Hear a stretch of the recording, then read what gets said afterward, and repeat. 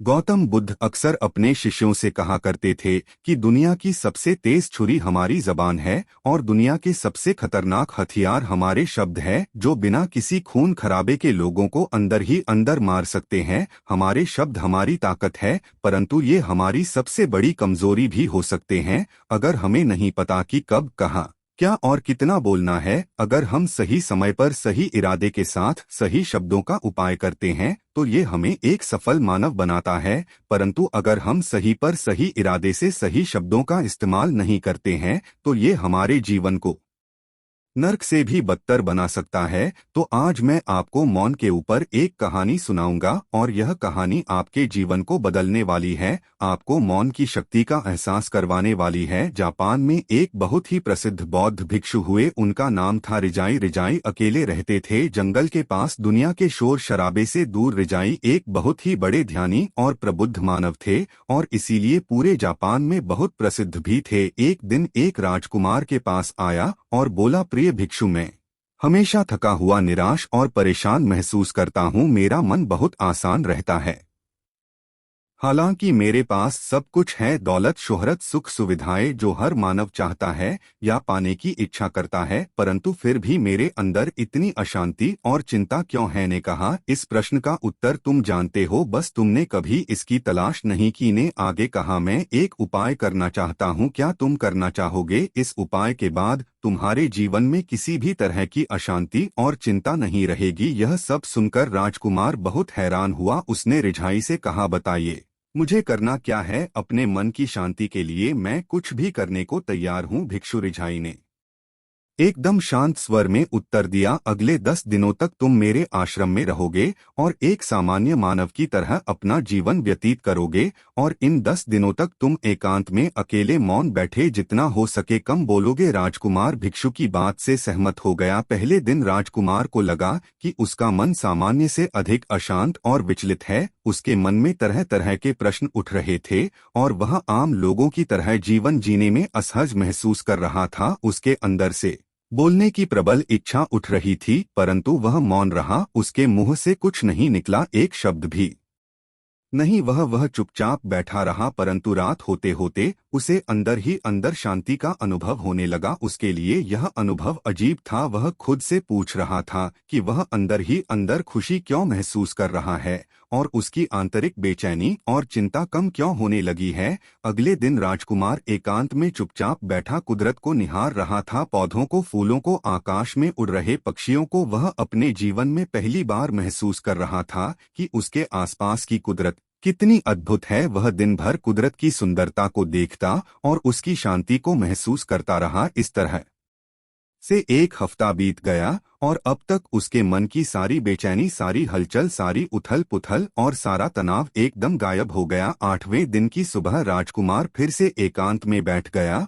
और कुछ ही मिनटों में उसकी आंखें अपने आप बंद हो गई और वह गहरे ध्यान में चला गया। वह पूरे दिन वही आंखें बंद किए बैठा रहा और गहरे ध्यान में डूबता चला गया। ना कोई शब्द, ना कोई चिंता। राजकुमार भीतर से असीम शांति और आनंद से भर गया। राजकुमार अपने बाकी के 2 दिन इसी तरह गहरे ध्यान में व्यतीत करने के बाद 11वें दिन रिझाई के सामने प्रस्तुत हुआ और रिझाई को प्रणाम करके बोला, प्रिय भिक्षु, मुझे उत्तर मिल गया कि मेरे मन में इतनी उथल पुथल और चिंता क्यों थी। मैं जान गया कि मेरा मन इतना आसान और विचलित क्यों था। रिझाई ने मुस्कुराते हुए पूछा, बताओ, क्या उत्तर मिला तुम्हें? राजकुमार ने कहा, मैं आवश्यकता से अधिक बातें करता था, मैं किसी पर भी अपने शब्द और ऊर्जा व्यर्थ करता था, मैं दिन भर अपने लोगों से फालतू की बातें करता रहता और फिर उन्हीं के बारे में अकेले में सोचता रहता और ज्यादातर समय नकारात्मक ही सोचता। इस तरह बस अपना समय बर्बाद कर रहा था। ज्यादा बोलने और नकारात्मक सोचने की वजह से मेरा मन अशांत और बेचैन हो गया और इस वजह से मैं किसी भी चीज पर ठीक से काम नहीं कर पा रहा था, जिससे फिर मैं लगभग हर काम में असफल होने लगा और फिर इन लगातार मिलने वाली असफलताओं की वजह से मैं और भी उदास और चिड़चिड़ा हो गया और इसने मेरे जीवन को नष्ट कर दिया। परंतु ये 10 दिन पूरी तरह से अलग थे। अब मुझे ऐसा लग रहा है कि मैं अपना जीवन पूरी तरह से जी रहा हूँ, परंतु इससे पहले मैं अपना जीवन गलत तरीके से जी रहा था। और मैंने यह भी सीखा कि हमें सिर्फ ध्यान करने की जरूरत नहीं है, ध्यान अपने आप होता है जब हम स्थिर, शांत और मौन होते हैं। ध्यान के पिछले कुछ दिनों के दौरान मैंने जो पहली चीज सीखी वो ये है कि मनुष्य के जीवन के सबसे महत्वपूर्ण घटना स्वयं को जानना है। यह सुनकर ईशाई ने कहा, सिर्फ तुम ही नहीं, दुनिया में ज्यादातर लोग जरूरत से ज्यादा बोलते हैं। आज भी लोग ज्यादातर समय केवल एक दूसरे को नीचा दिखाने के लिए ही बोलते हैं। कुछ लोग ना चाहते बातें करते हैं और अपना जीवन बर्बाद कर लेते हैं। राजकुमार को मौन का महत्व समझाते हुए कहा, एक बार गौतमा बुद्धा से उनके शिष्यों ने पूछा, प्रिय बुद्ध, आप ज्यादातर समय चुप क्यों रहते हैं? बुद्ध ने कहा, क्योंकि मौन में मैं अपने भीतर अनंत शांति की गहराइयों में होता हूँ। मौन अपने भीतर उतरने की ही सीढ़ी है। मौन के बिना स्वयं को जानना संभव है। स्वयं को जानने और समझने का पहला नियम है कि मौन हो जाओ, उतना ही बोलो जितना अत्यंत आवश्यक हो। जिसके बिना चल जाता हो उसे छोड़ दो, उसे मत बोलो और तुम अचानक पाओगे कि 90% से ज्यादा तो व्यर्थ का है। ना बोलते तो कोई नुकसान ना था, बोल के ही गलती कर दी। दुनिया की 90% मुसीबतें कम हो जाए अगर लोग थोड़ा चुप रहे, झगड़े फसाद कम हो जाए, उपद्रव कम हो जाए, अदालतें कम हो जाए अगर लोग थोड़ा चुप रहे। संसार की बहुत सारी समस्याएं, बहुत सारा उपद्रव सिर्फ बोलने से पैदा होते हैं। सारी बात मौन सीखने की है। जब तुम नहीं बोलते तब तुम एकांत में अकेले हो गए, भरे बाजार में भीड़ में खड़े हो, नहीं बोलते, हिमालय के शिखर में पहुंच गए। जिसने मौन की कला जान ली वो भीड़ में भी अकेले होने की कला जान लेता है। वो अपने भीतर ही डुबकी लगाने लगता है। एकांत में तो आदमी स्वर्ग में है, दूसरे की उपस्थिति ही बेचैनी पैदा करती है। पहले तो मौन को साधो, पहले